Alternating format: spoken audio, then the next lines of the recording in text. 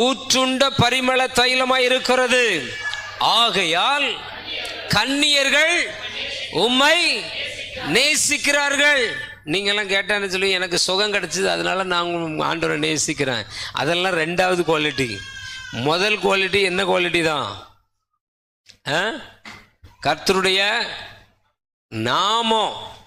அல்லேலூயா. அந்த நாமம் எனக்கு என்னவா இருக்குது? வாசனையா இருக்குது. ஆமென்.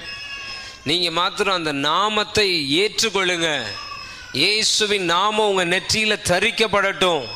இயேசுவின் நாமத்தை தொழுது கொள்ளுங்க. இயேசுவின் நாமத்தை நீங்க முக்கியப்படுத்துங்க.